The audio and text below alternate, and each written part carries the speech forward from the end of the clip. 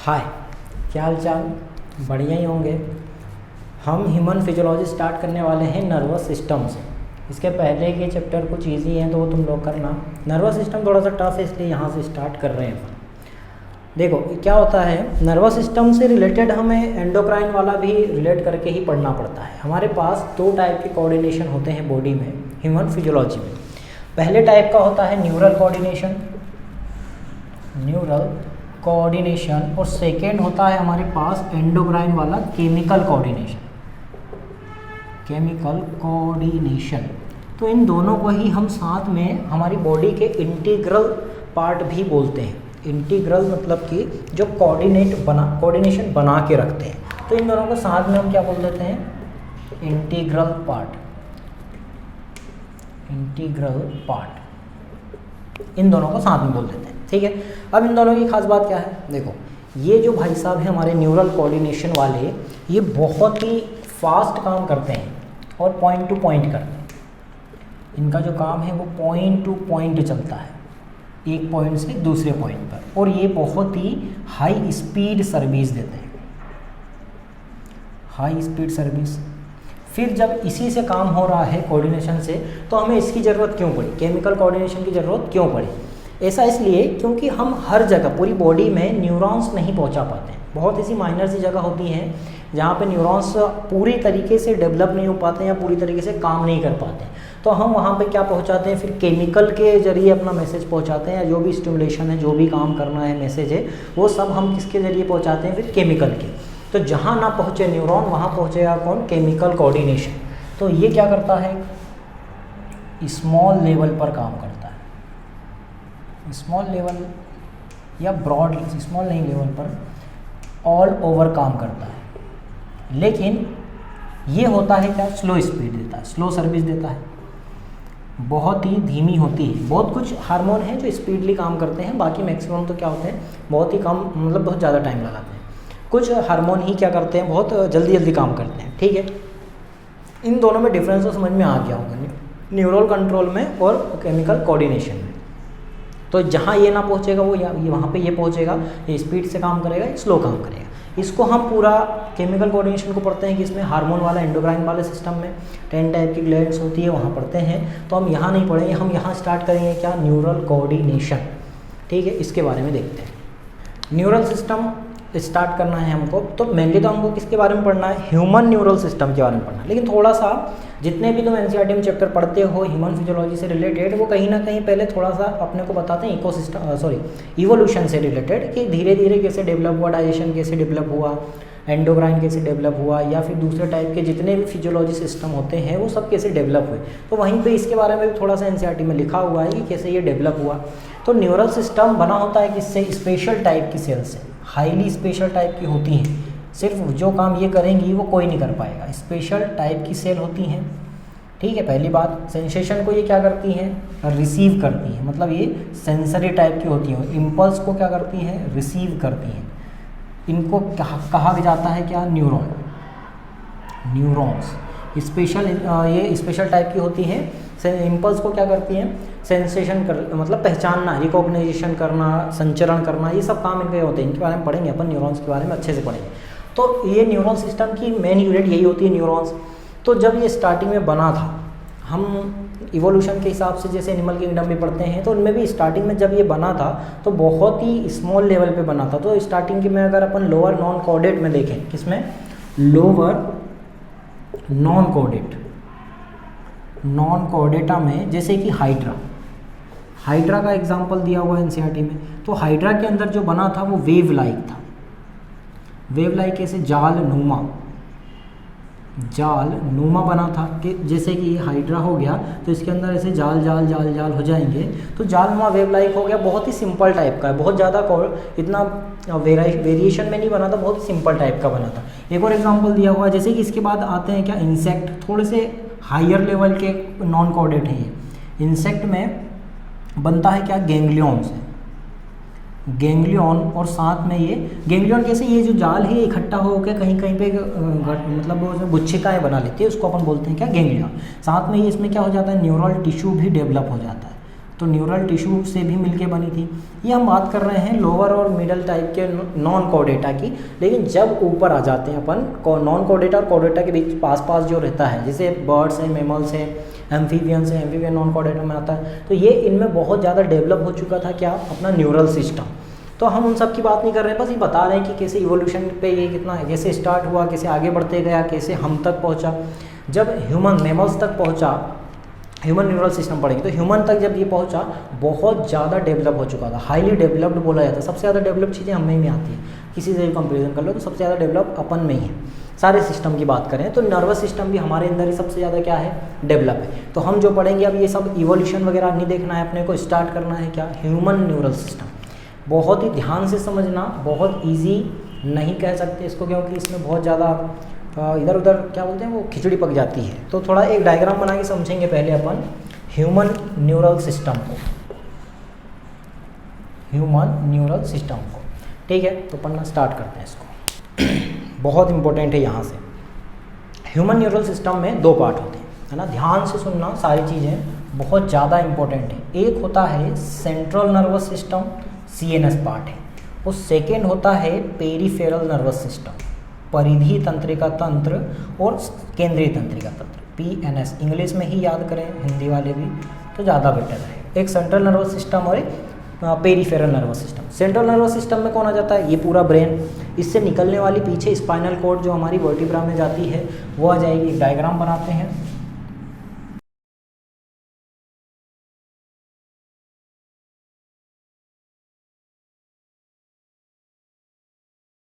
एक कॉमन सा डायग्राम बनाया मैंने, इसमें ये जो ये दिख रहा है, ये मान लो ये ब्रेन है ना, एग्जैक्ट ऐसा तो होता नहीं है, अपन ने समझने के लिए बनाए हैं। ये हमारे पास है क्या, ब्रेन, और ये जो निकली है ये हमारे पास है क्या, स्पाइनल कॉर्ड। तो इस ब्रेन और स्पाइनल कॉर्ड दोनों किसका पार्ट बन जाती है, सेंट्रल नर्वस सिस्टम का। कौन कौन आएगा इसमें, ब्रेन आएगा, साथ में स्पाइनल कॉर्ड भी आएगा, SC लिख रहा। इस ब्रेन और स्पाइनल कॉर्ड बहुत आराम आराम से समझ रहे हैं अपन।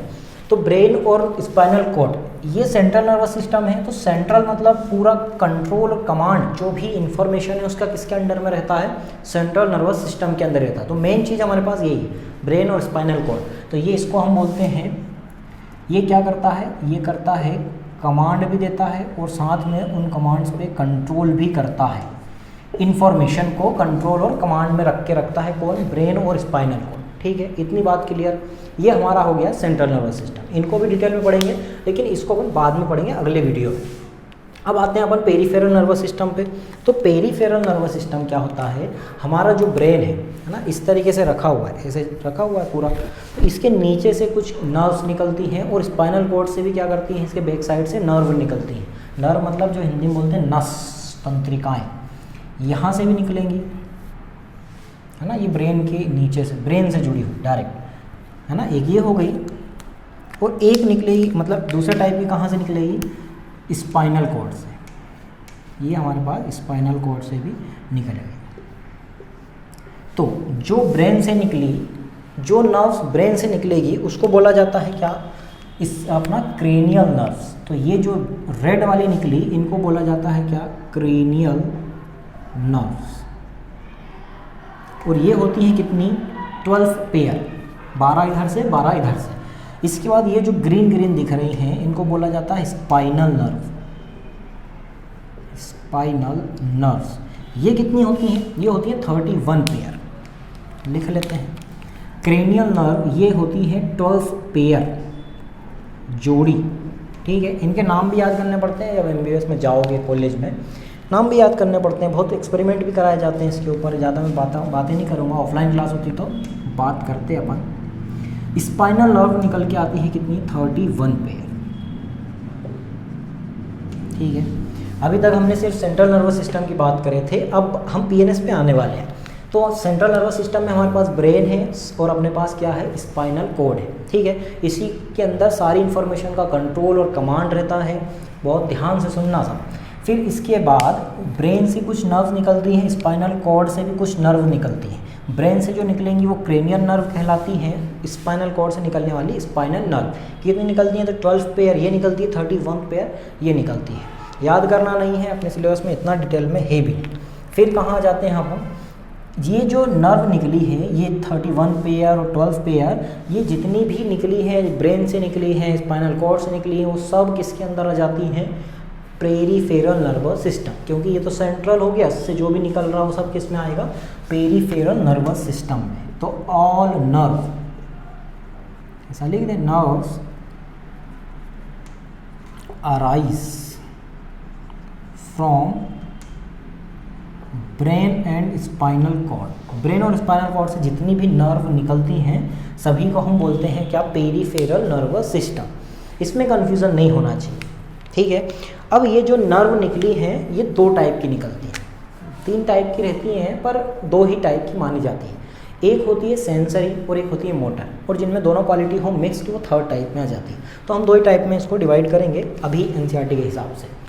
तो यहाँ पे हमारे पास ये जो भी नर्व निकली है, जो भी नर्व निकली है वो 2 टाइप से होती हैं नर्व, है ना। यहाँ पे हम नर्व पढ़ रहे हैं, नर्व्स जो भी निकली हैं वो 2 टाइप से होंगी, एक होंगी सेंसरी और एक होगी क्या, मोटर, ठीक है। ध्यान से सुनना, सेंसरी मतलब क्या, इसको बोलते हैं संवेद, हिंदी में पता नहीं क्या बोलते हैं, संवेदी बोलते हैं, और इसको चालक बोलते हैं। मोटर मतलब चालन। अब इसको एक और नाम में बोल सकते हैं, सेंसरी को एफरेंट। एफरेंट मतलब आने वाला, इफरेंट मतलब जाने वाला। तो सेंसरी क्या करेगी, सेंसरी नर्व, ये सभी नर्व की एक साथ डिवाइड कर दिया गया नर्व में, है ना, कि 2 टाइप की नर्व हैं, एक सेंसरी है और एक मोटर है। सेंसरी नर्व क्या करेगी, जितने भी बॉडी में जितने भी सेंसेशन होते हैं उनको इकट्ठा करके लेके आएगी। और कहाँ लेके जा रही हैं ये सब, ये लेके जा रही हैं कहाँ पे, ब्रेन और स्पाइनल कॉर्ड में। मतलब ये सेंट्रल नर्वस सिस्टम में लेके जाएगी, मतलब ये संवेदनाओं को, सेंसेशन को कहाँ लेके जाएंगी,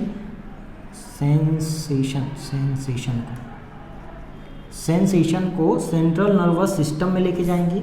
और जो मोटर होते हैं वो वापस से उस सेंसेशन का जो भी मैसेज पहुंचाना है कि अब क्या कमांड देनी है, तो वो सेंट्रल नर्वस सिस्टम से कहाँ तक लेके जाएंगे, टारगेट ऑर्गन तक, सेंट्रल नर्वस सिस्टम से ऑर्गन तक लेके जाएंगे, ठीक है। इतनी बात क्लियर, ऑर्गन्स में जो भी हो जाए। तो हमारे पास 2 टाइप के नर्व्स होंगे। तो हम इसको कैसे बांट सकते हैं कि कुछ लेके आ रहे हैं तो उसको हम बोल रहे हैं लेके आने वाला, जो ब्रेन तक लेके आएंगे, डायरेक्शन दिख रही होगी, जो ब्रेन तक लेके आएंगे वो क्या हो गया, सेंसरी। और जो ब्रेन से दूर की तरफ लेके जाएंगे उसको हम क्या बोल रहे हैं, मोटर। ऐसे के ऐसे किसमें होंगे, स्पाइनल कॉर्ड में भी होंगे, दूर की तरफ भी ले जा रहे हैं, पास की तरफ भी ले जा रहे हैं, दूर ले जाने वाले मोटर और लेके आने वाले सेंसरी, ठीक है। कोई कंफ्यूजन नहीं होना चाहिए, मोटर और सेंसरी में डिफरेंस हो गया ये। लेकिन ये तो हमने उसके कार्य करने के आधार पे, इसको वर्किंग फंक्शन कैसा है उसका, उसके आधार पे बांटे। हम पेरिफेरल जो भी नर्वस सिस्टम है उसमें जितने भी नर्व थे उनको हमने डिवाइड किए सेंसरी और मोटर में। अब हम डिवाइड करने वाले हैं सिर्फ और सिर्फ मोटर को। तो हम मोटर न्यूरॉन को भी 2 में डिवाइड कर देते हैं। एक होता है क्या, जो भी ऐच्छिक तक लेके जाता है उसको बोलते हैं हम क्या, सोमेटिक, मतलब वॉलंटरी, हमारे जो कंट्रोल में है। ऐसी मसल्स जो हमारे कंट्रोल में, खाना खाने में हाथ हिलाना, भागना, दौड़ना, चलना, मूवमेंट करना, जो ये सारी हमारी वॉलंटरी होती है। स्केलेटल मसल्स यूज़ की जाती है, नाम मतलब स्केलेटल मसल में जो भी कमांड जा रहे हैं उनको अपन वॉलंटरी बोलते हैं, और जो भी स्मूथ मसल में जा रहा है उनको हम क्या बोलते हैं, अपना इनवॉलंटरी बोलते हैं। तो यहाँ पे जो मोटर न्यूरॉन है उसको हम फिर बांट देते हैं किसमें, पीएनएस का पार्ट चल रहा है ये सब। मोटर न्यूरॉन जो है उसमें भी 2 टाइप के मिलते हैं हमको। एक होता है सोमेटिक नर्वस सिस्टम और एक होता है ऑटोनोमस नर्वस सिस्टम। ये तुम्हें पूरा लिखना है अपने हिसाब से, मैं शॉर्ट में लिख रहा हूँ। सोमेटिक नर्वस सिस्टम और ऑटोनोमस नर्वस सिस्टम, तो ऐसे मोटर न्यूरॉन जो कहाँ पे लेके जाएं, जो भी कंट्रोल कमांड अपना जो भी इंफॉर्मेशन है उसको सेंट्रल नर्वस सिस्टम से, जो भी सोमेटिक नर्वस सिस्टम वो सेंट्रल नर्वस सिस्टम से वॉलंटरी मसल पे लेके जाएं, वॉलंटरी मसल्स पर लेके जाएं, वॉलंटरी मसल या स्केलेटल मसल, ठीक है। और जो अपना ऑटोनोमस नर्वस सिस्टम है वो सीएनएस से कहाँ लेके जाए, इनवॉलंटरी, जो हमारे कंट्रोल में नहीं होती है, जैसे कि हमारे स्टमक मसल्स, इनवॉलंटरी मसल्स, इसको हम स्मूथ मसल भी कहते हैं, ठीक है। स्मूथ मसल में ही इनवॉलंटरी मूवमेंट होती है, स्केलेटल मसल में अपनी क्या होती है, वॉलंटरी, जो हमारे कंट्रोल में है। और जैसे कि स्टमक की जो भी मसल्स हैं, हार्ट की जो भी मसल्स हैं, वो सब क्या होती है, इनवॉलंटरी होती हैं। तो ये सब आ जाएगा कि इसमें इन्वॉल्ट्री में। तो ऑटोनोमिक नर्वस सिस्टम इन्वॉल्ट्री पे काम करता है, सोमेटिक नर्वस सिस्टम अपना वॉलंटरी पे काम करता है। अब यहाँ पे जो ऑटोनोमिक नर्वस सिस्टम है, सीएनएस से जो भी इम्पल्स जा रहे हैं कहाँ पे, अपने पास इनवॉलंटरी पे। तो इनवॉलंटरी हमारे शरीर में मैक्सिमम जगह इनवॉलंटरी होती है, बहुत कम हमारे कंट्रोल में होती है, बाकी वो हमारा शरीर बॉडी खुद ही चलाती रहती है। तो अब उसको भी वो 2 पार्ट में डिवाइड कर देता है। ये जो हमारे पास ऑटोनोमस नर्वस सिस्टम के मोटर न्यूरॉन जा रहे हैं इनवॉलंटरी पे, उनको भी हम क्या करते हैं 2 भागों में डिवाइड कर देते हैं। कैसे डिवाइड कर देते हैं, तो उनको भी हम ऐसे डिवाइड कर देते हैं, सिम्पैथेटिक और पैरासिम्पैथेटिक, सिम्पैथेटिक और पैरासिम्पैथेटिक। देखो कैसे याद रखना है, सिंथेटिक समय आने पे काम करता है, एस से सिंथेटिक, सा से समय आने पर। तो समय आने पर जो काम करेगा, समय आने पर मतलब इमरजेंसी, जब भी बहुत ज़्यादा ज़रूरत पड़ने वाली है कि अब पूरे शरीर के काम रोक दिए जाएं दूसरे, और जो भी हमारे सामने है कि इस पे फोकस किया जाए, इसको बचाने में किया जाए। जैसे डर के टाइम पे हमें सारी चीज़ें रुक जाती है और हमारा फोकस हमें अपने बचाव पे कर देते हैं। तो ये synthetic nervous system, synthetic nervous system ये होता है इमरजेंसी में, और पैरासिम्पैथेटिक नर्वस सिस्टम नॉर्मल काम करता है। तो हमेशा नॉर्मली जो काम करने वाला है वो पैरासिम्पैथेटिक है। सिम्पैथेटिक समय आने पर हो रहा है, इमरजेंसी हो रहा है, बाकी का जो भी है वो नॉर्मल है। तो जब ये नॉर्मली काम करेगा तो ये क्या करेगा, एनर्जी बचाएगा, फालतू एनर्जी को वेस्ट नहीं होने देगा। लेकिन जो सिम्पैथेटिक नर्वस सिस्टम है उसका एक ही टारगेट रहता है कि बस जान बचाओ और जो भी है बचा के रखना है। तो ये वाले का हम बोल सकते हैं ये एनर्जी सेव नहीं करता है, या इसको बोलते हैं कि एनर्जी सेव करता है। तो ऊपर वाले समझ जाना कि वो एनर्जी सेव नहीं करता, एनर्जी सेवर है। तो ज़्यादातर काम करने वाला पैरासिम्पैथेटिक है। इतना नीचे तो दिखेगा, एडिटिंग में कर दूँगा, ठीक है। इतना क्लियर हो गया, ये पूरा पूरा का पूरा क्लियर होना चाहिए। एक बार फिर से देखते हैं। देखो ह्यूमन न्यूरल सिस्टम को हम 2 पार्ट में डिवाइड कर देते हैं, central nervous system, peripheral nervous system. Central nervous system में जो है हमारा ब्रेन आता है और उसकी स्पाइनल कॉर्ड जो निकल रही है उसमें।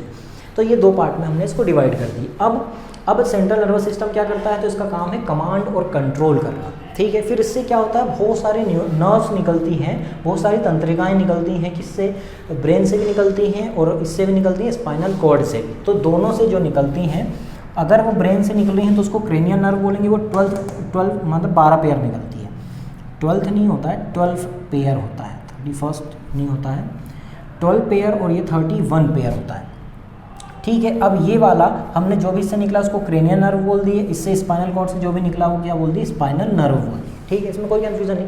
अब ये जो नर्व है इसके अंदर 2 टाइप, ये जो जितनी भी नर्व निकली उसको क्या बोल रहे हैं अपन, पेरीफेरल नर्वस सिस्टम बोल रहे हैं। जितनी भी नर्व निकली, ऑल नर्व, ये सभी को हम पेरीफेरल नर्वस सिस्टम में इंक्लूड कर रहे हैं। इसमें 2 टाइप की नर्व होती हैं, एक सेंसरी होती है और एक दूसरी मोटर होती है। सेंसरी क्या करती है, सेंसेशन को ब्रेन तक लेके जाती है। मोटर वाला क्या करता है, जो भी इन्फॉर्मेशन है फिर उस टारगेट ऑर्गन तक वापस लौटा दिया जाता है। तो यहाँ पे सेंसरी और मोटर, तो उनको अपन एफरेंट भी बोलते हैं, इफरेंट भी बोलते हैं, ठीक है। एफरेंट सेंसेशन को सीएनएस तक, सीएनएस से ऑर्गन तक अपना मोटर लेके जा रहा है। फिर जो मोटर न्यूरॉन है पीएनएस के, उसको भी हम 2 में बांट देते हैं, अपना somatic nervous system, autonomous nervous system. Automatic जो चल रहा है वो ऑटोनोमस है, ऑटोमेटिक चलेगा तो वो इनवॉल्ट्री पे चलेगा, जो हमारे काम का है नहीं, खाना पचाने में जो भी मसल्स यूज हो रही है उनके हिसाब से चल रही है। सोमेटिक नर्वस सिस्टम जो हमारे कंट्रोल में रहता है, वॉलंटरी तरीके से हम काम कर सकते हैं, वो स्केलेटल मसल पे होता है, स्मूथ मसल्स पे होता है, और साथ ही साथ अपना हार्ट मसल जो कार्डियक मसल होता है उसमें भी ऑटोनोमस ही होता है। फिर जो हमारे पास ऑटोनोमस है वो भी 2 टाइप से हम उसको बांट देते हैं। कैसे बांट देते हैं, तो कुछ समय आने पर काम करता है और कुछ नॉर्मली चलते रहता है। जो नॉर्मली चलेगा पैरासिम्पैथेटिक नर्वस सिस्टम है, और जो समय आने पर इमरजेंसी में काम करेगा वो हमारे पास क्या है, सिंथेटिक है। सिंथेटिक एनर्जी का बचाव नहीं करता, तो जहाँ पे एनर्जी लग रही है वहाँ याद कर लेना कि सिंथेटिक लगेगा, भागना, डर के भागना या उस टाइप से जो फीलिंग आती है डर वाली, फियर, फाइट और वो सब जो भी है 3F बोलते हैं, वो उसमें सिंथेटिक काम करता है। और पैरासिम्पैथेटिक नॉर्मली काम करते रहता है और एनर्जी सेवर है, एनर्जी ज़्यादा वेस्ट होने नहीं देता है। हमें जो भी आलसी होती है वो पैरासिम्पैथेटिक की वजह से ही होती है, क्योंकि ये एनर्जी बचा कर रखता है, करने नहीं देता है काम। पूरा डायग्राम भी समझ में आ गया होगा, ये सारी चीज़ें समझ में आ गई होगी, ठीक है। अब हम स्टार्ट करने वाले हैं न्यूरॉन टिश्यू, न्यूरल टिश्यू। मतलब ये जो पूरा अपना जो ह्यूमन न्यूरल सिस्टम बना है, ये एक स्पेशल टाइप की सेल्स से मिलके बना होता है, उसके बारे में हम पढ़ने वाले हैं, न्यूरल टिश्यू के बारे में। तो न्यूरल टिश्यू किससे मिलके बना होता है? एक्टोडर्म, जो भी हम डेवलप, जैसे कि एम्ब्रियो जो अपना डिवाइड होता है ना, एक्टोडर्म, एंडोडर्म और मेसोडर्म, तो जितना भी एक्टोडर्म होता है वो सब क्या बनाता है? Nervous tissue. तो नर्वस टिश्यू की बात कर रहे हैं अपन। नर्वस टिश्यू कौन बनाता है? तो ये बनाता है क्या? एक्टोडर्म। एक्टोडर्म से बना होता है। अब नर्वस टिश्यू के पास एक स्पेशल टाइप की क्या क्वालिटी होती है? तो नर्वस टिश्यू, जितना भी नर्वस टिश्यू होता है उसमें एक्साइटेबिलिटी होती है। एक्साइटेबिलिटी और साथ ही साथ कंडक्टिविटी भी होती है। कंडक्शन भी कर सकता है, कंडक्टिविटी। एक्साइटेबिलिटी और कंडक्टिविटी स्पेशल टाइप का है। एक्साइटेबिलिटी और कंडक्टिविटी होती है। एक्साइटेबिलिटी मतलब उत्तेजनशीलता और कंडक्टिविटी मतलब संचालन, जो भी मैसेज आता है। नर्वस टिश्यू जो भी है उसको फिर अपन कितने पार्ट में डिवाइड कर सकते हैं? देखो, 2 पार्ट में डिवाइड करते हैं नर्वस टिश्यू को। एक होता है न्यूरॉन, न्यूरॉन्स। सेकेंड होता है हमारे पास अलग टाइप का टिश्यू, न्यूरोग्लिया। न्यूरोग्लिया या इसी को बोलते हैं अपन ग्लियल सेल्स। ठीक है, जैसे घर बनाते हैं तो मेन ईंट जो होती है उसको न्यूरॉन्स मान लो, और जो भी मसाला हम अलग से भरते हैं वो क्या हो गया? न्यूरोग्लिया हो गया। ये पूरा क्या हो जाएगा? सपोर्टिंग सेल्स होती हैं। ये हमारे पास सपोर्टिंग सेल्स हैं, और ये सेकेंड हमारे, फर्स्ट हमारे पास न्यूरॉन, ये क्या है? मेन यूनिट है। यूनिट स्ट्रक्चरल और फंक्शन, स्ट्रक्चरल और फंक्शनल यूनिट है। स्ट्रक्चरल और फंक्शनल यूनिट है। ठीक है, 2 टाइप से हमने डिवाइड कर दिए। फिर न्यूरॉन्स के क्या क्या पार्ट होते हैं? तो न्यूरॉन्स की एक होती है बॉडी, बॉडी मतलब मेन सेंट्रल पार्ट, और उससे निकलते हैं कुछ प्रोसेस। तो प्रोसेस भी 2 टाइप के होते हैं। एक होता है एक्सोन अकेला, इसके बारे में पढ़ेंगे, और होता है डेंड्रोन। एक्सोन और डेंड्रोन्स, एक्सोन और डेंड्रोन 2 टाइप के प्रोसेस निकलते हैं, और एक बॉडी होती है, इसको सोमा से पेरिकार्डियम, वो भी पढ़ेंगे अपन। न्यूरोग्लिया में आ जाएं तो न्यूरोग्लिया में सेल्स के ही पार्ट होते हैं। सेल्स अलग अलग टाइप की सेल्स होती है, लेकिन यहाँ पे सिर्फ एक ही टाइप की सेल्स है, न्यूरॉन्स, उसी के पार्ट है बॉडी, एक्सोन, डेंड्रोन प्रोसेस। लेकिन यहाँ पे न्यूरोग्लिया 2 टाइप की अलग अलग सेल होती हैं। एक होती है मैक्रोग्लिया, सेकेंड नाम से समझ में आ रहा होगा मैक्रो है, तो इधर माइक्रोग्लिया। ये हमारे बॉडी की स्मॉलेस्ट सेल है, ब्रेन में पाई जाती है, स्मॉलेस्ट सेल है। फिर मैक्रोग्लिया में 2 होती हैं, एक होती है एस्ट्रोसाइट और एक होती है ओलिगोडेंड्रोसाइट। ओलिगोडेंड्रोसाइट्स ये होती है लार्जेस्ट या बिग बोल सकते हैं। ये बिग होती है, ये मिडल टाइप की होती है, या स्मॉल बोल दें, वो स्मॉलेस्ट है। ये हो गई हमारे पास स्मॉल। तो इनको भी अपन 3 टाइप में डिवाइड कर सकते हैं। तो हमारे पास क्या पढ़ रहे हैं हम? नर्वस टिश्यू जो कि एक्टोडर्म से मिलके बनता है, से क्या होता है? ओरिजिन होती है उसकी। एक्साइटेबिलिटी और कंडक्टिविटी इसके अंदर होती है। 2 टाइप में अपन ने इसको डिवाइड कर दिए, न्यूरॉन्स में, न्यूरोग्लिया में, और ग्लियल सेल्स भी बोल सकते हैं। न्यूरॉन्स मेनली मेन यूनिट है ये किसकी? अपने नर्वस टिश्यू की, जिसको स्ट्रक्चरल और फंक्शनल यूनिट बोलते हैं। इसके बारे में भी पढ़ने वाले हैं। बॉडी और 2 टाइप से इसको हम डिवाइड कर देते हैं। बॉडी और प्रोसेस में एक्सोन और डेंड्रोन प्रोसेस होते हैं। यहाँ पे न्यूरोग्लिया को अपन 2 भाग में फिर से बांट देते हैं। क्या क्या हो गया? मैक्रोग्लिया और माइक्रोग्लिया। मैक्रोग्लिया में भी 2 हो गए, एस्ट्रोसाइट, ओलिगोडेंड्रोसाइट, और माइक्रोग्लिया स्मॉलेस्ट सेल है। ठीक है, इतना तो क्लियर होना चाहिए। ये क्या काम करती है? तो सपोर्टिंग सेल्स हैं ये सारी, और ये जो हमारे पास मेन सेल्स क्या है, पूरा नर्वस टिश्यू जिससे मिलकर बनता है वो है न्यूरो। तो हम स्टार्ट करने वाले हैं आप क्या? न्यूरॉन। फिर न्यूरॉन खत्म होने के बाद पढ़ेंगे न्यूरोग्लिया, और इनके कंबाइन होकर क्या क्या फंक्शन होते हैं वो भी देखेंगे। तो न्यूरॉन स्टार्ट करते हैं। तो पहले पढ़ते हैं हम क्या? न्यूरॉन। देखो, न्यूरॉन जो है वो स्ट्रक्चरल और फंक्शनल यूनिट है किसकी? नर्वस सिस्टम की। तो स्ट्रक्चरल प्लस फंक्शनल यूनिट है इस बंदे की, ये खास बात। किसकी स्ट्रक्चरल फंक्शन यूनिट है? ये है नर्वस सिस्टम की। ये मैं एक मोटा मोटा सा बनाया, इसके बारे में बताता हूँ ना, उसको मत देखने लग जाना। न्यूरॉन्स स्ट्रक्चरल फंक्शन यूनिट है। अगर तुम दूर से देखोगे तो कुछ ऐसा दिखता है, बहुत ज़्यादा जूम करोगे तो थोड़ा इसके अंदर और ज़्यादा चीज़ें दिखती हैं। तो न्यूरॉन क्या हो गया हमारे पास, एक स्ट्रक्चरल फंक्शन यूनिट है। और क्या खास बात है इसकी, ये इम्पल्स को प्रोड्यूस भी कर सकता है और उसको संचारित भी करता है, कंडक्ट भी कर सकता है। मतलब इम्पल्स प्रोडक्शन में काम आएगा, ये इम्पल्स प्रोड्यूस भी करेगा, साथ ही साथ ये क्या करेगा, उसको कंडक्ट भी करेगा, एक जगह से दूसरी जगह लेके भी जाएगा और उत्पन्न भी करेगा। सेकंड बात, और क्या खास बात है इस बंदे की ये खास बात है कि न्यूरॉन्स हमारी जो बॉडी में है उसके सेंट्रल नर्वस सिस्टम में 100 बिलियन होते हैं। 100 बिलियन मतलब इंडिया में बोले हैं तो 10 खरब, 100 बिलियंस मतलब कि 10 खरब, इतने ज़्यादा होते हैं। एक बार बन गए फिर ख़त्म होते हैं, तो ये बनते नहीं हैं। मतलब कि ये वापस से डिवाइड होकर नए नहीं बना सकते हैं, ये तुमने पढ़ा होगा एनिमल टिश्यू में। फिर और क्या खास बात है, ये खास बात है कि ये 25,000 सेल्स से कनेक्टेड रहते हैं। मतलब अगर एक न्यूरॉन को दिक्कत आई तो 25,000 सेल्स को दर्द पहुंचाएगा, दिक्कतें डालेगा। ये इसकी खास बात है, इसकी न्यूरॉन्स की। अब न्यूरॉन्स के पार्ट कितने होते हैं, तो इसके पार्ट होते हैं कितने, 2। ये हम बात चर्चा कर चुके हैं, ये सब याद रखने वाली चीज़ें हैं, तो याद रखनी है तुम्हें। न्यूरॉन्स के 2 पार्ट होते हैं, एक होता है उसकी बॉडी। न्यूरॉन्स में 2 पार्ट होते हैं, एक होता है उसकी बॉडी, सेकंड होता है उसके न्यूरल प्रोसेस। न्यूराइट्स भी बोलते हैं इनको, न्यूरल प्रोसेस, इनको हम न्यूराइट्स भी बोलते हैं, न्यूराइट्स।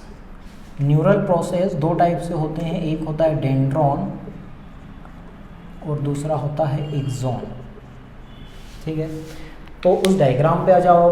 देखो इस डायग्राम में ये जो बड़ा सी सेल दिख रही है स्टार शेप में, इसको बोला जाता है न्यूरॉन सेल की सोमा, बॉडी। पूरा बॉडी का फंक्शन यहीं से स्टार्ट होता है। ये बॉडी है हमारे पास, मतलब कोई भी सेल होती है, अगर तुमने सेल वाला चैप्टर पढ़ा है तो सेल के अंदर क्या क्या चीज़ें होती हैं, बहुत सारे सेल ऑर्गेनेल होते हैं, माइटोकॉन्ड्रिया, अपना ईआर होता है, लाइसोसोम होते हैं, रिक्तिकाएं होती हैं, ये सारी चीज़ें होती हैं। तो अब उसमें एक डिवाइड करने वाला फंक्शन आता है सेंट्रियोल के पास, ह्यूमन के अंदर। तो सेंट्रियोल इसके अंदर क्या होता है, एब्सेंट होता है, बाकी इसके अंदर सारी चीज़ें होती हैं, सेंट्रियोल को छोड़ दिया जाए तो सबसे पहले इसके पास एक होगा क्या, केंद्रक न्यूक्लियस, बड़ा सा न्यूक्लियस होता है। बड़े काम में बड़ा न्यूक्लियस लगता है, प्रोडक्शन बढ़ाना पड़ता है। न्यूक्लियस हो गया, एक न्यूक्लियस होगा। सोमा की बात करते हैं, मतलब पहले तो हमने इसको क्या कर दिए, डिवाइड कर दिए। ये हो गई इसकी सोमा बॉडी, सोमा बोलो, सेल बॉडी बोलो, पेरिकैरियन बोलो, कुछ भी बोल सकते हैं। अभी अपन यहाँ पे इसको सेल बॉडी बोलते हैं, सेल बॉडी। ये जो फिर इसके बाद ये सेल बॉडी हो गई, इसके अंदर सेल बॉडी के अंदर एक न्यूक्लियस हो गया और कुछ फाइबर भी होंगे, न्यूरल फाइबर, रेड कलर के बना देते हैं न्यूरल फाइबर। ये न्यूरल फाइबर भी होगा, इसके अंदर कुछ पार्टिकल भी होंगे, सबकी चर्चा अपन धीरे धीरे करेंगे। कुछ पार्टिकल होंगे, निसल्स ग्रेन्यूल्स बोले जाते हैं, रफ एंडोप्लाज्मिक रेटिकुलम भी होती है, कुछ पार्टिकल हो गए इसके अंदर। अब सेल बॉडी हो गई ये पूरी कंप्लीट, इसके अंदर सारे टाइप के सेल ऑर्गेनेल भी होंगे। बॉडी, सेल बॉडी जो भी थी हमारी, उससे अब क्या निकलने वाले हैं, न्यूरल प्रोसेस निकलेंगे। वो 2 टाइप के होंगे, डेंड्रॉन और एक्सॉन। तो डेंड्रॉन हो गया हमारे पास, जो भी से छोटे छोटे स्मॉल प्रोसेस हैं, इनको बोला जाता है क्या, डेंड्रॉन। ये डेंड्रॉन हो गया।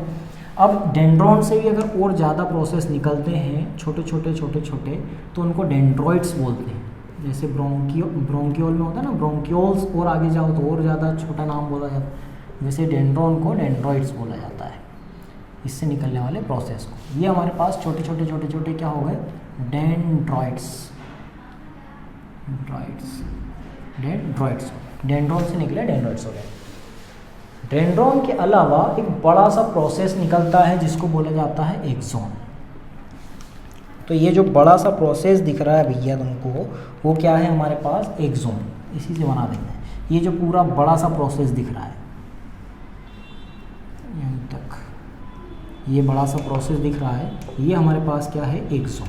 ठीक है, तो हमारे पास सेल बॉडी हो गई, प्रोसेस निकले डेंड्रॉइड्स और डेंड्रॉन। यहाँ पे हमारे पास क्या हो गया, ये एक्सॉन। ठीक है, इतनी बातें क्लियर।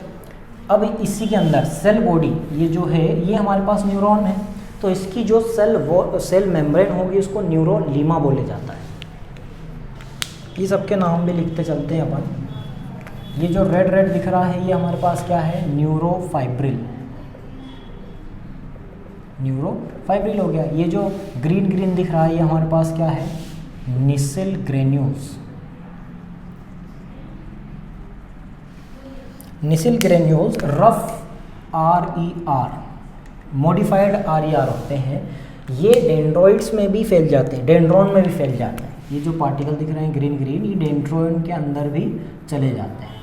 प्रोटीन फॉर्मेशन करता है रफ वाला, तो ये प्रोटीन फॉर्मेशन ये काम आता है। लेकिन एक्सोन के अंदर ये नहीं आते हैं, मतलब जो निसिल ग्रेन्यूल्स हैं वो सेल बॉडी में होते हैं और डेंड्रॉन में होते हैं, एक्सोन में नहीं होते हैं। और एक्सोन जहाँ पे भी अटैच होता है, जैसे यहाँ से निकला तो जहाँ से भी निकला उसको बोला जाता है एक्सोन हाइलॉक, गर्दन, एक्सोन हाइलॉक। इसके जो भी सेल बॉडी है उसके ऊपर जो भी मेम्ब्रेन है उसको क्या बोला जा रहा है, न्यूरोलीमा, न्यूरोलेमा,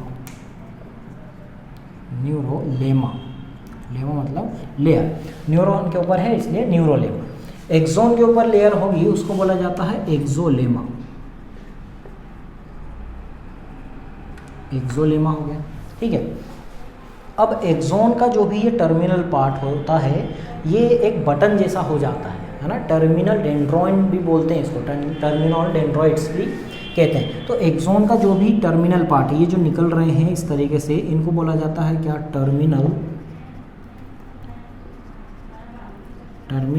डेंड्रॉइड्स। और इसके अंदर ये जो बटन शेप लाइक स्ट्रक्चर दिख रहा है इसको बोला जाता है साइनेप्टिक नोब, साइनेप्टिक नोब। और इसके अंदर भरा होता है न्यूरोट्रांसमीटर, इसकी भी चर्चा अपन करेंगे। न्यूरोट्रांसमीटर होते हैं, न्यूरोट्रांसमीटर दो टाइप के होते हैं, इनहिबिटरी और एक्साइटेटरी। एक्साइटेटरी जो तुमको उछाल दे बिल्कुल, और इनहिबिटरी बोले अरे शांत रहो, जीवन में क्या ही रखा है। तो ये हमारे पास कितनी चीज़ें हो गई हैं, एक हो गया सेल बॉडी, उससे निकलने वाले प्रोसेस, फर्स्ट है हमारे पास डेंड्रॉन, सेकंड है हमारे पास एक्सोन, ठीक है। इतनी चीज़ें क्लियर हो गई होगी, ये इनका थोड़ा सा अपन ने बेसिक सा देखे। अब इनके अंदर और भी डिटेल में जाते हैं ना यार। टीलोडेंड्रिया होता है, मैंने वो लिख दिया, टीलोडेंड्रिया होता है। अब इसमें कैसे डिटेल में जाना, इसके अंदर एक साइटोप्लाज्म होता है सेल के अंदर, तो इसके अंदर क्या होगा, न्यूरोप्लाज्म।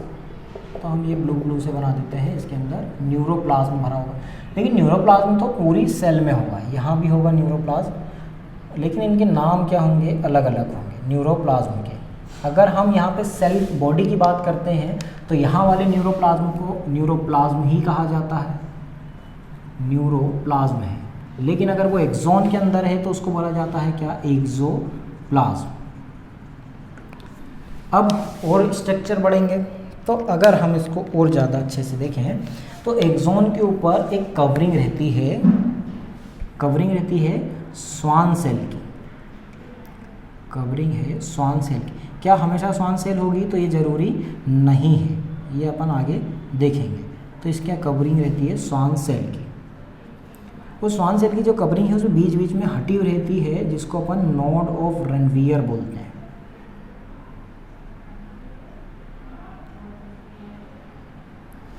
इसके अंदर इसका न्यूक्लियस भी होगा, स्वान सेल है तो स्वान सेल के अंदर इसका न्यूक्लियस भी होगा, ये इसका न्यूक्लियस हो गया।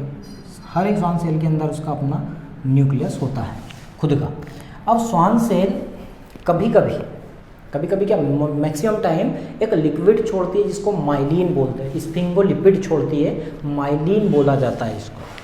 तो यहाँ पे ये जब लिक्विड छोड़ेगी तो इसके ऊपर एक लेयर बन जाएगी,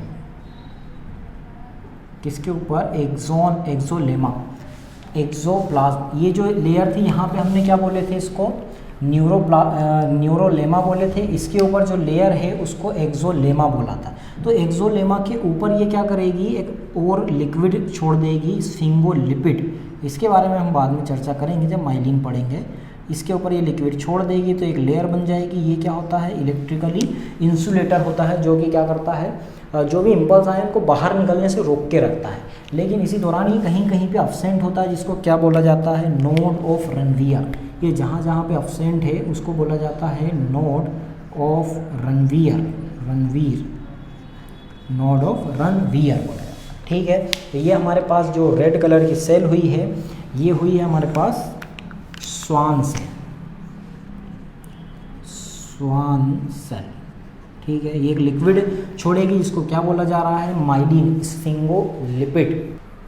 तो ये क्या हो जाएगा, ब्लू माइलिन, ये स्वान सेल हो गई, और इसका जो ब्लू दिख रहा है तुम्हें इसके ऊपर लेयर, वो माइलिन शीथ है। अब ये बहुत सारे नाम हो गए इसलिए दिख नहीं रहा होगा, माइलिन शीथ है, स्फिंगोलिपिड होता है, उसके बारे में हम अभी देखेंगे। तो ये पूरा एक डायग्राम इतना बहुत भयंकर वाला बन गया है। ठीक है, अब एक एक समझते हैं कि पहले बॉडी, फिर न्यूरल प्रोसेस, डेंड्रॉन और एक्सोन के बारे में पढ़ेंगे। सबसे पहले बॉडी देखते हैं। तो बॉडी की क्या खास बात है, पहले तो बॉडी को और क्या क्या बोलते हैं वो देखो। सबसे पहले हमारे पास बॉडी है, तो सेल बॉडी। सेल बॉडी के कितने नाम, तो सेल बॉडी के नाम हैं, एक सोमा भी बोला जाता है इसको, साइटोन भी बोला जाता है इसको, पेरिकेरियन भी बोला जाता है इसको, पेरिकेरियन, इतने नाम हैं इसके। सेल बॉडी बोलो, सोमा बोलो, साइटोन बोलो, पेरिकेरियन बोलो। अब इसकी क्या क्या खास बात तुम्हें दिख रही होगी, देखो ये हमारे पास ये जो दिख रहा है ब्लू इतना, ये स्टार शेप, ये है हमारे पास क्या, सेल बॉडी। सेल बॉडी के अंदर क्या होगा, न्यूक्लियस होगा, इसके अंदर सेंट्रियोल क्या होगा, अब्सेंट होगा, क्योंकि अब इसको डिवाइड नहीं करना है, इसको डिवाइड अपने को नहीं करना है, मतलब लिख सकते हैं इसके अंदर सेंट्रियोल अब्सेंट। ये इसकी खास बात है गुरु, सेंट्रियोल क्या होता है, अब्सेंट होता है। ठीक है, सेंट्रियोल अब्सेंट हो गया। इसके बाद इसके अंदर क्या हो रहा है, न्यूरोफाइब्रिल इधर भी फैले हुए रहते हैं, मैंने बनाए नहीं है। न्यूरोफाइब्रिल तो इसको स्टेबिलिटी प्रदान करते हैं, स्टेबिलिटी देते हैं। तो इसके अंदर क्या हो गया, न्यूरोफाइब्रिल हो गया। न्यूरोफाइब्रिल तो बाकी जगह भी फैला रहेगा, कोई बड़ी बात नहीं। लेकिन बड़ी बात यह है कि जो ग्रीन पार्टिकल दिख रहे हैं, ये है अपने पास निसेल ग्रेन्यूल्स। और वो तुम्हें ध्यान से देखो, जो ग्रीन पार्टिकल है वो सिर्फ कहाँ दिख रहे हैं, सेल बॉडी में ही दिख रहे हैं। मतलब इसके अंदर क्या होते हैं, Nissl granules. Nissl granules rough endoplasmic reticulum है, जो कि क्या करती है, प्रोटीन फॉर्मेशन करती है, इसके अंदर प्रोटीन फॉर्मेशन करती है। ठीक है, इतनी बात क्लियर। अब ये इसकी खास बात होगी, इतने नाम भी हो गए, इतने सारी इसकी विशेषताएं, स्पेशलिटी हो। छोटी सी बात थी। अब सेल बॉडी खत्म, इतना ही है ना, ज़्यादा कुछ है नहीं। फिर किस पे आ जाते हैं अपन, इसके प्रोसेस कौन कौन से हैं, डेंड्रॉन और एक्सोन। तो अगला हमारे पास क्या है, डेंड्रॉन। डेंड्रॉन की खास बात क्या है कि इससे और ज़्यादा बहुत सारी संख्या में डेंड्रॉइड्स निकलते हैं, क्लियर बात। इसके अंदर निसेल ग्रेन्यूल्स होते हैं, इसके अंदर यहाँ पे सेल बॉडी में भी निसेल ग्रेन्यूल्स थे, यहाँ पे भी निसेल्स ग्रेन्यूल्स होते हैं। रफ एंडोप्लाज्मिक रेटिकुलम, निसेल ग्रेन्यूल्स यहाँ पे भी होते हैं। डेंड्रॉन का काम क्या है, ये क्या करता है, रिसीव करता है इम्पल्स को, जो भी इंफॉर्मेशन आ रही है उसको रिसीव करता है इम्पल्स के तौर पे। मतलब जो इम्पल्स की फॉर्मेशन स्टार्टिंग होती है वो डेंड्रॉन से होती है, तो यहाँ पे इस तरीके से ये क्या करता है, रिसीव करता है सारे डेंड्रॉन को, मतलब सारे इन्फॉर्मेशन जो भी कहीं से भी आ रही है, क्योंकि इसके अंदर तो बहुत सारे डेंड्रॉइड्स है, तो सब कहाँ जाएगी, सेल बॉडी में जाएगी। मतलब ये जो इम्पल्स है उसको कहाँ ट्रांसफ़र करता है, सेंट्रीपीटल। इम्पल्स कहाँ देता है, ये सेल बॉडी में, इसको बोला जाता है सेंट्रीपीटल केंद्राभिसारी, सेंट्रीपीटल। ठीक है, ये बात क्लियर कि डेंड्रॉन का काम क्या है। डेंड्रॉन बहुत सारी संख्या में होते हैं, निसेल ग्रेन्यूल्स होते हैं, और ये क्या करते हैं, इन्फॉर्मेशन को कलेक्ट करके सेल बॉडी की तरफ सेंड करते हैं। तो अब यहाँ पे आ गई है अपने पास इम्पल्स, किसके अंदर, ये पूरी रिसीव कर ली है किसने, इसके न्यूक्लियस ने, यही कंट्रोल कमांड करता है, यहाँ पे कर ली है। और फिर ये क्या करेगा, अब आगे इन्फॉर्मेशन पहुँचाएगा। तो आगे लेके जाने वाला कौन है अपने पास, एक्सोन। तो एक्सोन का काम क्या है, सेल बॉडी से इन्फॉर्मेशन को दूर की तरफ लेके जाना। इस तरीके से ये क्या करेगा, दूर की तरफ लेके जाएगा। तो अगला हमारे पास क्या है, एक्सोन। सेकेंड टाइप का हमारे पास जो भी क्या आता है, प्रोसेस आता है, न्यूरल प्रोसेस आता है, वो क्या है हमारे पास, एक्सोन है। एक्सोन की खास बात क्या है, ये सबसे बड़ा प्रोसेस है किसका, सेल बॉडी का। छोटे प्रोसेस को हम डेंड्रॉन बोल रहे हैं, बड़े प्रोसेस को क्या बोल रहे हैं, एक्सोन बोल रहे हैं। ये सब ये डायग्राम से ही समझ में आ रहा है। एक्सॉन यहाँ पे जुड़ा होगा वो एक्सॉन हाईलोक होगा, उसके बाद एक्सॉन क्या करेगा, दूर की तरफ लेके जाता है किसको, मैसेज सिग्नल जो भी इम्पल्स आया है, तो इसको बोला जाता है सेंट्रीफ्यूगल फंक्शन है इसका। सेंट्रीफ्यूगल फंक्शन है, ये क्या करता है, इम्पल्स को अवे लेके जाता है, away from cell body, away from cell body. और क्या खास बात है, इसकी जो भी स्ट्रक्चर होता है थोड़ा सा डिफरेंस है किससे, डेंड्रॉन से, क्योंकि इसके अंदर क्या नहीं होते हैं, निसेल ग्रेन्यूल्स नहीं होते हैं, डेंड्रॉन के अंदर होते हैं। सेकंड, इसके ऊपर की जो लेयर है यहाँ पे हम न्यूरोप्लाज्मा नहीं बोलते हैं, उसको एक्सोलेमा बोलते हैं। इसके अंदर जो भी था उसको न्यूरोप्लाज्म बोल रहे थे, जो भी लिक्विड था इसके अंदर जो भी अपने पास है मैट्रिक्स वगैरह, उसको अपन क्या बोल रहे हैं, एक्सोप्लाज्म बोल रहे हैं। ये छोटी छोटी सी बातें हैं, ये नहीं बता रहा हूँ। इसके ऊपर क्या होता है, स्वान सेल की कवरिंग होती है, स्वान सेल की कवरिंग होती है तो वो एक स्फिंगोलिपिड रिलीज करती है जिससे माइलिन शीथ बन जाती है। नोड ऑफ रेनवीयर, ये सब किसके ऊपर मिलता है, एक्सॉन के ऊपर मिलता है। टर्मिनल पार्ट क्या कहलाएगा, तो टीलोडेंड्रिया कहलाएगा, टर्मिनल पार्ट टीलोडेंड्रिया कहलाएगा। टीलोडेंड्रिया में क्या होता है, टीलोडेंड्रिया में यहाँ पे है उसके जो भी टीलोडेंड्रिया का बटन स्ट्रक्चर है उसको अपन क्या बोल रहे हैं, साइनेप्टिक नोव,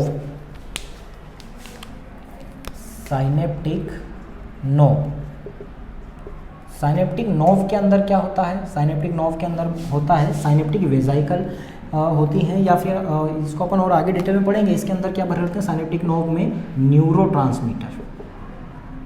न्यूरोट्रांसमीटर, ये केमिकल लाइक है अपने पास, लिक्विड केमिकल होता है न्यूरोट्रांसमीटर दो टाइप के होते हैं हमारे पास, एक होते हैं एक्साइटेटरी और एक होते हैं इनिबिटरी।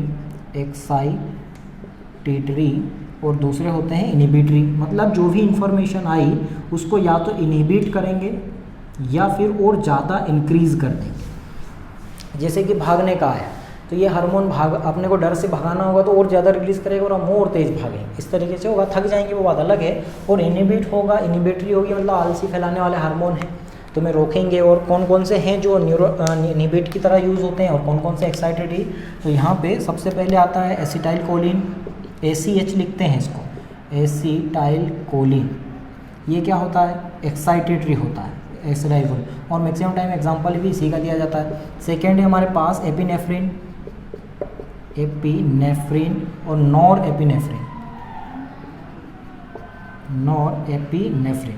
ये दोनों क्या होते हैं, एक्साइटेटरी होते हैं। और है हमारे पास सिम्थेटिन, ये हार्मोन भी क्या होता है, एक्साइटेशन बढ़ाता है। इनिबिटरी हार्मोन में कौन कौन आते हैं, इन्हीं इनिबिटरी आर्टरी में GABA, गाबा हार्मोन आता है।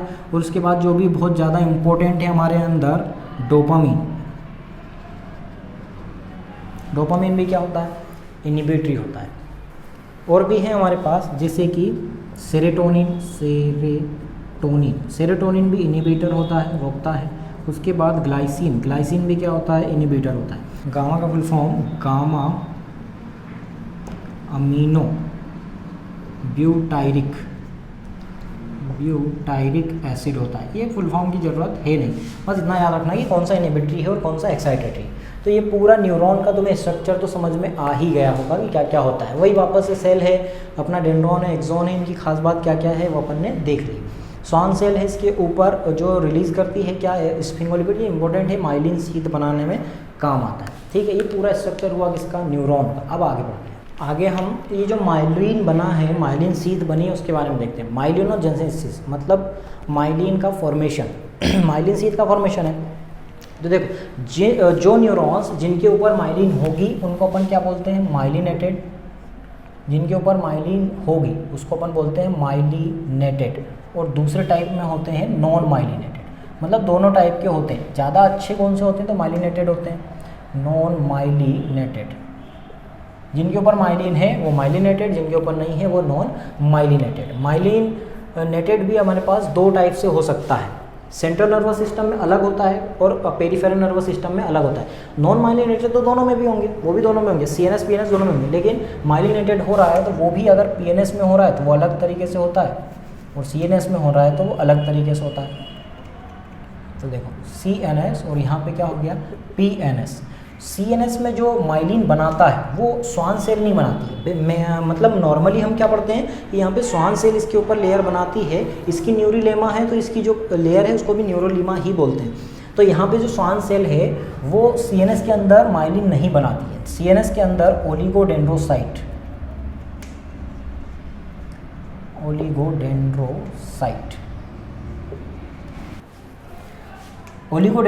माइलिन का फॉर्मेशन करती है। ठीक है, माइलिन फॉर्मेशन जो CNS के न्यूरॉन्स होंगे उनके अंदर जो माइलिन बनाएगा वो ओलिगोडेंड्रोसाइट होगा। लेकिन PNS के अंदर जो माइलिन बनाता है वो कौन बनाता है? स्वान सेल यहाँ पे माइलिन बनाती है।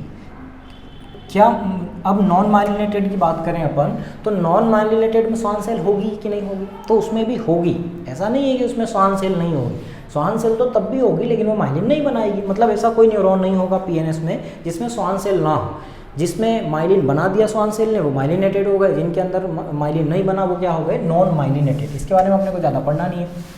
यहाँ पे जो माइलिन है वो बना होता है स्फिंगोलिपिड का, वाइट कलर का होता है स्फिंगोलिपिड। किसके अंदर? PNS।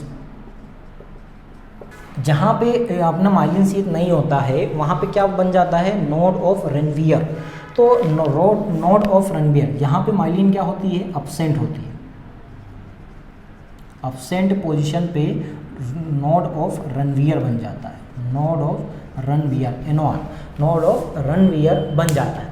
अब ये नोड ऑफ रेनवियर क्या करता है? ये सोल्टेटरी फॉर्मेशन, मतलब सोल्टेटरी इम्पल्स इंडक्शन करवाता है। इसको अपन बाद में समझेंगे, तो बस अभी इतना समझ लो। देखो माइलिनोजेनेसिस क्या होता है? माइलिन का फॉर्मेशन ये दो टाइप से, मतलब दो टाइप से होगा। क्या दो टाइप से? माइलिन बना तो माइलिनेटेड न्यूरॉन कहलाएंगे। अरे क्या ही भगाते हैं गाड़ी यार। माइलिन बना तो माइलिनेटेड न्यूरॉन, अगर माइलिन नहीं बना तो नॉन माइलिनेटेड न्यूरॉन। ये दोनों के अंदर ही होंगे। जो CNS में होंगे उनके अंदर माइलिन कौन बनाता है? तो उसके अंदर बनाता है oligodendrocyte, myelin formation, myelin sheath बनाता है। और जो अपना PNS होता है उसके अंदर स्वान सेल बनाता है। हर एक न्यूरॉन पे स्वान सेल तो होती है लेकिन कहीं पे माइलिन बनती है, कहीं पे नहीं बनती है। पूरी माइलिन शीथ बनने के दौरान कुछ ऐसे एरिया भी रहेंगे जहाँ पे माइलिन क्या होगी? अब्सेंट होगी, जैसे कि ये है। तो ये क्या कहलाता है? Node of Ranvier, NOR। ये सोल्टेटरी कंडक्शन करवाता है, इसको अपन बाद में समझेंगे। ये हमारा माइलिनोजेनेसिस हुआ ना, बहुत बहुत बहुत इंपॉर्टेंट है। अब वापस से इसके बारे में थोड़ा सा और देखते हैं। देखो थोड़ा सा बेसिक है, ये NCERT में भी नहीं लिखा हुआ है। वैसे तो इतना मैंने बताया बहुत ज़्यादा, वो बहुत सारी चीज़ें NCERT में नहीं है, लेकिन फिर भी ये चीज़ थोड़ा सा सीख लो, आगे जाके और फ़ायदा ही होगा MBBS में। होता यूँ है कि ये जो हमारे पास क्या है? न्यूरॉन है। न्यूरॉन के दो पार्ट हैं, एक सेल बॉडी है और एक हमारे पास एक्सोन है। डेंड्रॉन बेचारे इतने छोटे हैं कि वो उनको गिनती ना ही की जाए तो अच्छा होगा। तो हमारे पास सेल बॉडी है और एक एक्सोन है। एक्सोन के ऊपर क्या है? स्वान सेल ने माइलिन बना दी, माइलिन शीथ, जो कि वाइट कलर की है। तो इसका जो रंग होगा वो वाइट होगा अगर इकट्ठा हो गए। इसके अंदर ग्रेन्यूल्स हैं, ये जो ग्रेन्यूल्स हैं ये ग्रे रंग बनाते हैं। तो जहाँ पे भी क्या इकट्ठा हो जाए? सेल बॉडी इकट्ठा हो जाए, बहुत सारी सेल बॉडी इकट्ठा हो जाए। जैसे कि ये सेल बॉडी है हमारे पास, ये इकट्ठा हो गई है एक जगह पे और इनसे क्या निकल रहे हैं? एक्सोन निकल रहे हैं। इस तरीके से ये एक्सोन निकल रहे हैं। तो ये जहाँ पे भी ये जो इकट्ठा हुई हैं ये क्या बना लेगा? Grey part, grey matter. Grey matter मतलब ग्रे कलर का बनेगा तो ग्रे मैटर बोलते हैं। ये जो एक्सोन निकल गए हैं ये क्या होंगे? वाइट कलर के, है ना। और ऐसे के ऐसे एक्सोन क्या हो जाए? एक जगह आके इकट्ठे हो जाए, ऐसे इकट्ठे हो जाए एक्सोन या एक्सोन। तो ये कलर कौन सा हो जाएगा? वाइट कलर, क्योंकि बहुत सारा क्या हो गया? इकट्ठा हो गया। तो इसको बोला जाता है क्या? White matter. तो हमारे पास दो चीज़ है, एक सेंट्रल नर्वस सिस्टम और एक पेरिफेरल नर्वस सिस्टम। सॉरी, दो है, एक ब्रेन है और एक स्पाइनल कॉर्ड है। ब्रेन में सबसे बड़ा पोर्शन क्या है? सेरेब्रम ही होता है, सेरेबेलम छोटा होता है। सेरेब्रम को ही मानते हैं अपन पूरा ब्रेन इस तरीके से। ये हमारे पास सेरेब्रम, ये पूरा प्रमस्तिष्क, ये हो गया सेरेब्रम। इसमें ये जो होता है इसके अंदर, इसमें एक शॉर्ट ट्रिक मैं बता रहा हूँ, WCG। इस तरीके से याद रखना कि WCG में इसमें ग्रे मैटर वाइट मैटर किस साइड रहता है? तो ये जो इस साइड आ रहा है ये हमारे पास सेंट्रल पार्ट है और ये आउटसाइड वाला पार्ट है। तो इस साइड जो भी इस साइड आ रहा है वो सेंट्रल, जो इससे बाहर साइड आ रहा है वाइट साइड। तो इसका जो सेंट्रल पार्ट है वो क्या होता है? वो होता है वाइट मैटर। मतलब यहाँ पे इस तरीके से होता है, ये बाहर आउटसाइड में इसके सेल बॉडी है ब्रेन में, और ये इकट्ठा हो रहे हैं इधर आके इसके एक्सोन। तो ये सेंट्रल में इकट्ठा हो जाते हैं, इसलिए यहाँ पे जो कलर बनता है वो कौन सा बनता है, वाइट, और जो भी पेरीफेरल होता है वो कौन सा बन जाता है, ग्रे। तो ये याद रखना है तुम्हें, WCG सेरेब्रम में कौन सा कलर होता है, आउटसाइड ग्रे और इनसाइड में होता है वाइट मैटर। अगर स्पाइनल कॉर्ड की बात करें अपन, ये स्पाइनल कॉर्ड निकला, तो स्पाइनल कॉर्ड में याद रखना GSW, GST से याद रख लोगे GSW।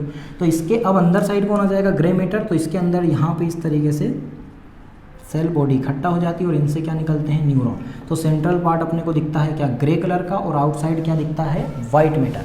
तो ये पूछा जा सकता है कभी बाई चांस आउटसाइड क्वेश्चन आया तो पूछा जाता है कि ब्रेन में, सेरेब्रम में सेंट्रल पार्ट क्या होता है, तो वाइट मैटर, और आउटसाइड जो होता है वो ग्रे मैटर। तो ये WCG और GSW इस तरीके से तुम याद रखना, तो याद रह जाएगा। ये तो हुई हमारे पास ग्रे मैटर और वाइट मैटर की, ये इतना ज़्यादा डिटेल में अब नहीं जाना है, ये बहुत है, बस इतना याद रखना है कि इसमें आउटसाइड और इनसाइड कौन सा मटेरियल होता है।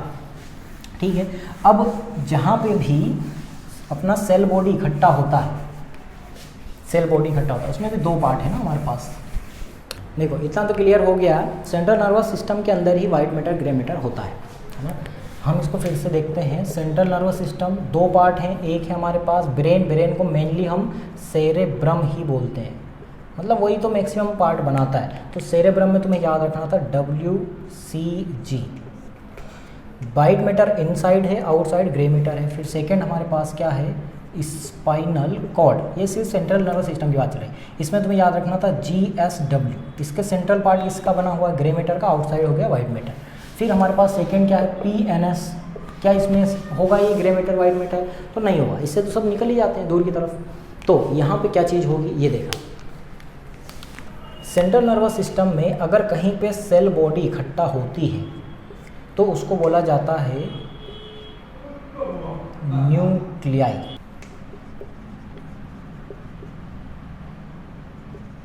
न्यूक्लियाई। अगर ये सेल बॉडी पेरिफेरल नर्वस में इकट्ठा हो जाती है, इकट्ठा मतलब कैसे, ऐसे अभी मैंने बताया ना, इस तरीके से झुक्का बना लेती है यहाँ पे इस तरीके से, तो इसको क्या बोला जाता है, इसको सेंट्रल नर्वस सिस्टम में न्यूक्लियाई, और यहाँ पे बोला जाता है गैंग्लिया। गैंग्लिया बोला जाता है। और अगर हम एक्सोन की बात करें तो एक्सोन अगर सेंट्रल नर्वस सिस्टम में इकट्ठा होते हैं तो वो बनाते हैं ट्रैक्ट, और बहुत सारे ट्रैक्ट तुम आगे जाके पढ़ोगे। ट्रैक्ट्स मतलब बहुत सारे रास्ते, पाथवे बनाते हैं, anterior tract, posterior tract, dorsolateral, mediolateral, ये सब बहुत सारे ट्रैक्ट बनते हैं। MBBS में पढ़ना, यहाँ पे पढ़ने की जरूरत नहीं, बस इतना याद रखना कि एक्सोन में उनको क्या बोलते हैं। अगर एक्सोन सेंट्रल नर्वस सिस्टम में इकट्ठा होते हैं तो ट्रैक्ट बनाते हैं, और अगर पेरिफेरल नर्वस सिस्टम में इकट्ठा होते हैं तो वो नर्व बनाते हैं, नर्व्स। अभी अपन ने देखे थे बहुत सारे 31 पेयर नर्व निकल रहे थे, 12 पेयर क्रेनियल नर्व निकल रहे थे। ठीक है, ये थोड़ी सी बेसिक्स जानकारी हुई है ना। अपन ने वाइट मैटर ग्रे मैटर भी देख लिए, सेल बॉडी इकट्ठा होती है, न्यूक्लियाई और गैंग्लियन नर्व्स, ये सब टर्मिनोलॉजी कैसे और कहाँ से बनती है ये भी देख लिए। बहुत ही अपर लेवल की चीज़ होगी, इतना तो नीट में आएगा नहीं, अगर पता होना चाहिए। अच्छे से पढ़ रहे हैं तो फिर पढ़ ही लेते हैं ह्यूमन फिजियोलॉजी अच्छे से। ठीक है, ये चीज़ क्लियर हो गई। अब अपने को आगे देखना है क्या, हमने जो देखे थे से क्या, ये जो एक बार फिर ये बच रहा है, क्या बच रहा है कि ये इसी के आधार पर हमारे पास जो भी प्रोसेस होते हैं उसके बेसिस पे कितने टाइप के न्यूरॉन्स होते हैं हमारे पास, वो देख लेते हैं एक बार। देखो टाइप्स ऑफ न्यूरॉन्स की बात करें, बेसिस क्या रहेगा हमारा, प्रोसेस। ये देखो कितने, ये जो प्रोसेस निकल रहा है एक्सोन या डेंड्रॉन, उसके बेसिस पे अगर अपन देखें तो हमारे पास 5 टाइप के न्यूरॉन आते हैं। एक होता है ए पोलर, नॉन पोलर भी बोलते हैं। नॉन पोलर से समझ में ही आ रहा है, ए पोलर बोल रहे हैं, नॉन पोलर बोल रहे हैं। ऐसा मतलब क्या कि इससे कोई भी प्रोसेस नहीं निकलेगा, मतलब इसका स्ट्रक्चर कैसे रहेगा, बस इसमें क्या रहेगी, सेल बॉडी रहेगी और एक न्यूक्लियस रहेगा, इस तरीके का रहेगा। कोई भी इसमें कुछ भी प्रोसेस नहीं रहेगा। तो ये तो क्या हो जाएंगे, मल्टी डायरेक्शनल हो जाएंगे ना, कहीं से भी न्यूरॉन में एंट्री मार रहा है, कुछ भी इम्पल्स वगैरह कहीं से भी निकल रहा है। तो ये इसकी खास बात क्या रहेगी, ये रहेगा मल्टी पोलर, मल्टी डायरेक्शनल। ठीक है, मल्टी डायरेक्शनल हो गया। ये कहाँ मिलेगा, तो ये मिलेगा हमें रेटिना की जो एमिक्राइन सेल होती है, रेटिना एमिक्राइन सेल के अंदर मिलेगा। और लोअर नॉन कोडेट होते हैं जैसे कि हाइड्रा के अंदर मिलेगा, सिलेंट्रेटा के अंदर मिलेगा, हाइड्रा सिलेंट्रेटा, इसके अंदर ये अपने को न्यूरॉन मिलेगी।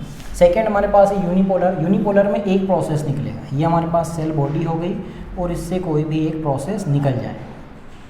ठीक है। एक प्रोसेस निकल गया तो इसको बोला जाएगा क्या, यूनिपोलर। यूनिपोलर कहाँ मिलता है, तो ये मिलता है क्या, एम्ब्रियो में, ठीक है। फिर है सूडोपोलर बोलो या सूडो यूनिपोलर बोल दो, मतलब कैसे ये है इस तरीके से ही कि एक सेल बॉडी है, उससे एक प्रोसेस निकला लेकिन आगे जाके वो दो में बढ़ गया। तो निकलने वाला तो एक ही था लेकिन आगे जाके दो में बढ़ गया, मतलब है वो एक लेकिन फिर भी दिख रहा है वो दो, तो उसको हम बोलते हैं सूडो यूनिपोलर।